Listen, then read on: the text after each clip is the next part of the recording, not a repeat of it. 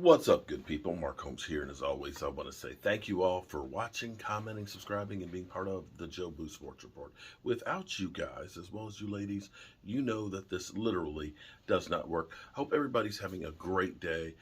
It is Monday. We got all kinds of stuff to talk about because the Cowboys are definitely making some moves. The question you have to ask is, are the Dallas Cowboys serious now about actually trying to win?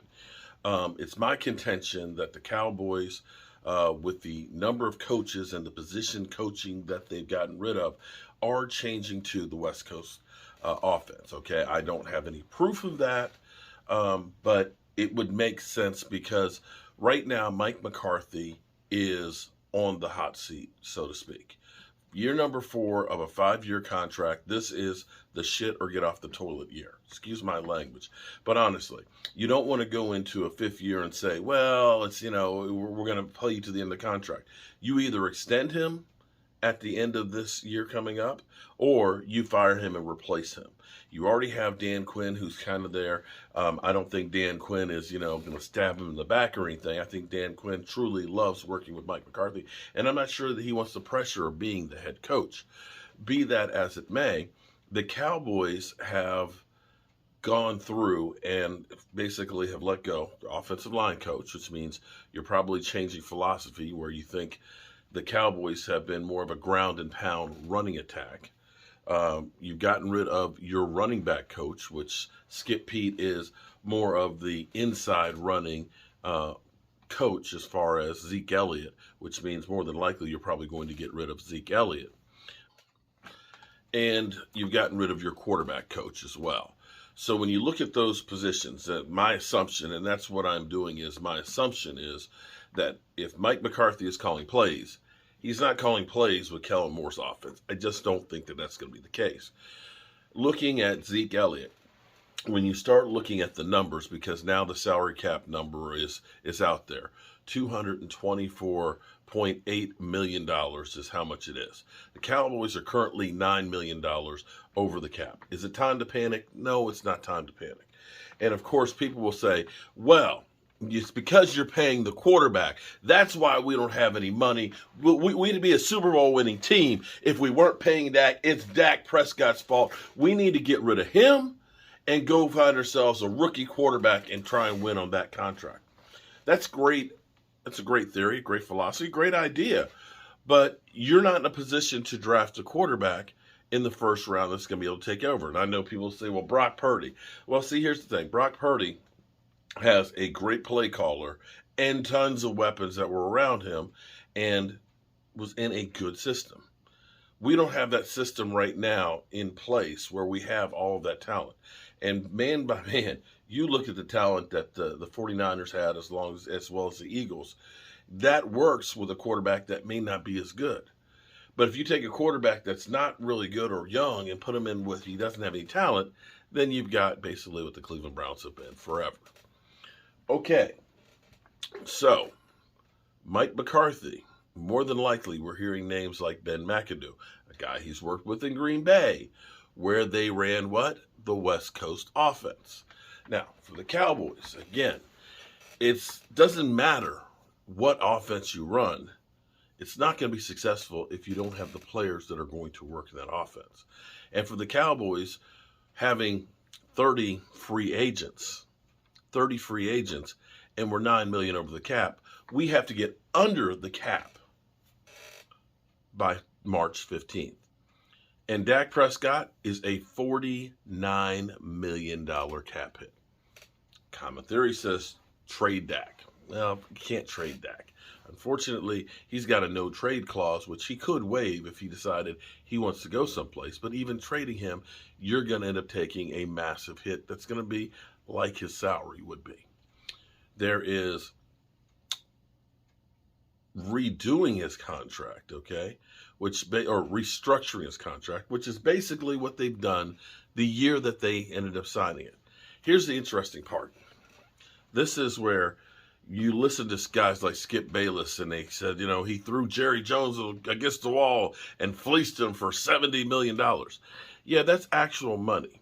But it doesn't matter what actual money you pay a player.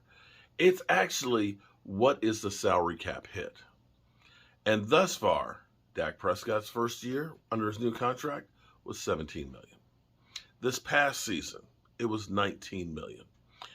The reason they put 2 years that are voidable years in this contract is because they have triggers in there where basically they can take the pen and change the terms of the deal and reduce the salary cap number.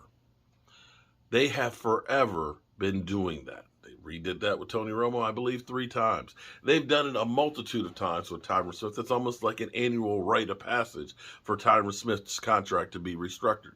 They've done it with Zach Martin over and over and over again. And there is fat in there for them to do the same thing. They easily can get about $45 million just like that by restructuring Dak Prescott's money, kicking it down the road like they always do with Zach Martin. And of course, people don't talk about the $27 million cap hit that DeMarcus Lawrence is going to be having this year as well. Again, another candidate to be restructured. Then you can do that Michael Gallup as well. And this is one thing that the Cowboys are very good at doing when they sign these deals is they do have these triggers built into them. You can also get money from letting some people go. And let me go back to us over the cap here because I will tell you some of the ones that you think about letting go. Sorry, I don't have the Cowboys over the cap.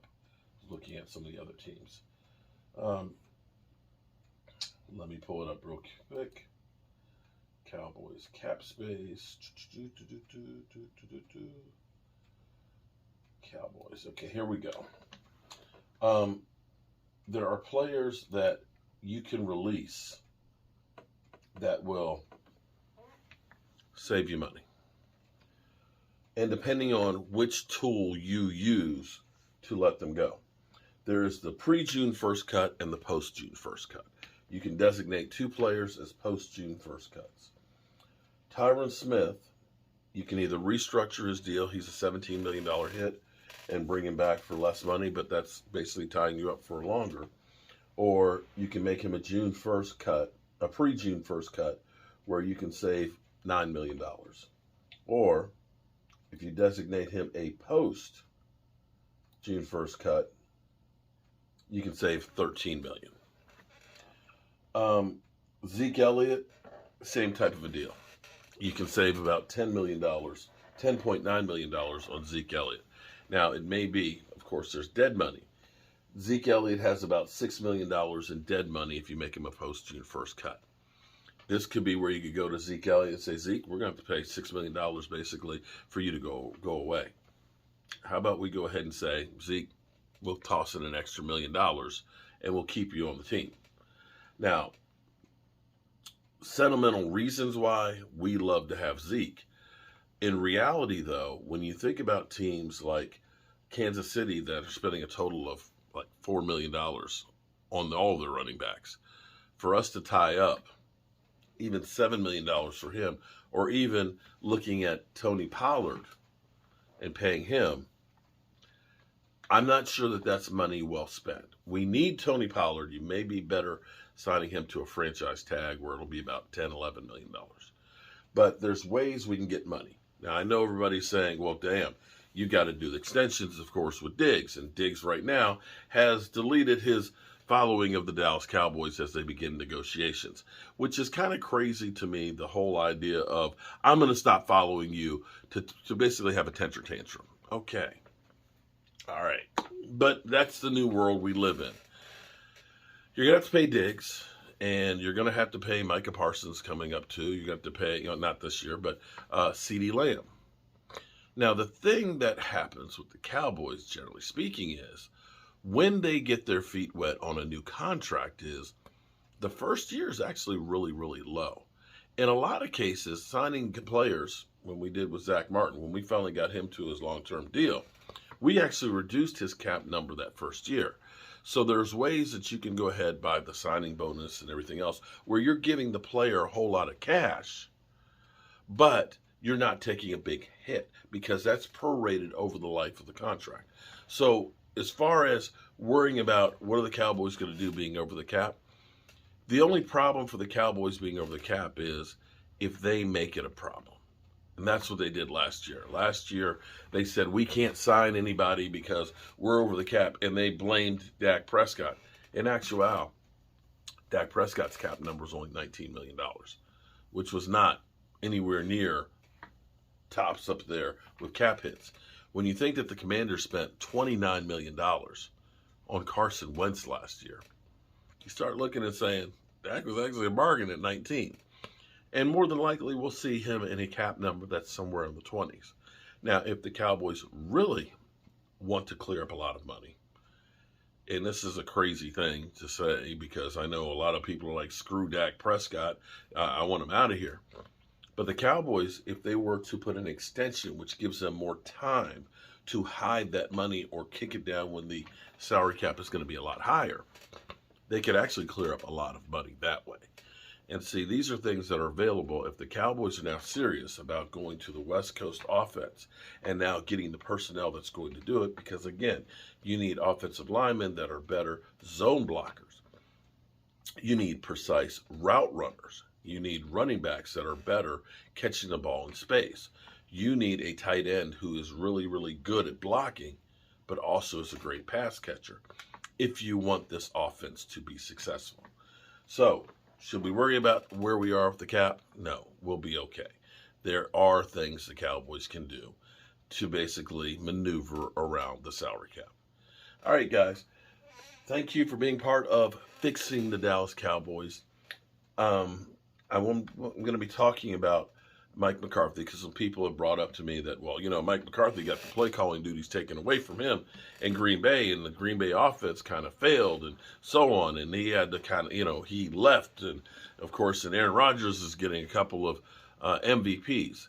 Well, there's reasons why the offense ended up kind of failing. And I can go into that one in another video because it's quite extensive. But basically, he got away from his principles. It got to be that Aaron Rodgers was more of the deep guy as opposed to being the West Coast guy. The West Coast, in a nutshell, is predicated on timing routes and quick hitting stuff. When you start going more deep routes, your offensive linemen, because they're zone blockers and things like that, are not guys that hold up for long periods of time, and thus you end up taking more sacks and so on. But we'll get into that a little bit later. But as always, I appreciate each and every one of you guys. Peace.